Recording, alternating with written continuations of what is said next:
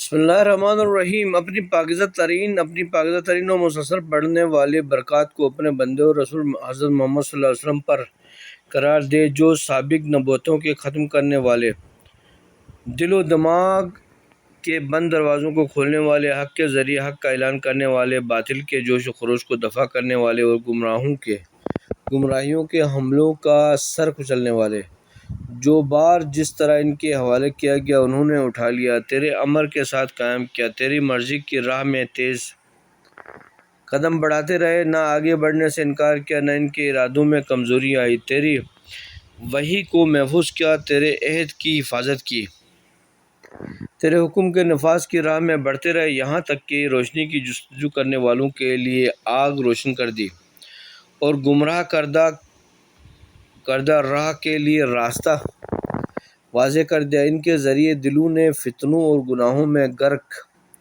رہنے کے بعد بھی ہدایت پا لی، اور انہوں نے راستہ دکھانے والے نشانات اور واضح احکام قائم کر دیے۔ وہ تیرے امانت دار بندے، تیرے پوشیدہ علوم کے خزانہ دار، روز قیامت کے لیے تیرے گواہ، حق کے ساتھ بھیجے ہوئے اور مخلوقات کی طرف تیرے نمائندے تھے۔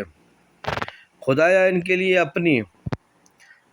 کے لیے اپنے سایہ رحمت میں وسیع ترین منزل قرار دے دے، اور ان کے خیر کو اپنے فضل سے دگنا چگنا کر دے۔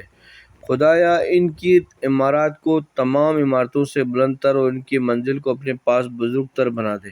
ان کے نور کی تکمیل فرما اور اپنی رسالت کے صلے میں انہیں مقبول شہادت اور پسندیدہ اقوال کا انعام عنایت کر کے ان کی گفتگو ہمیشہ عادلانہ اور ان کا فیصلہ ہمیشہ حق و باطل کے درمیان حد فاصل رہا ہے۔ خدایا ہمیں ان کے ساتھ خوشگوار زندگی، نعمات کی منزل، خواہشات اور لذت کی تکمیل کے مرکز، آرائش و طمانینت کے نظام اور کرامت اور شرافت کے تحفوں کی منزل پر جمع کر دے۔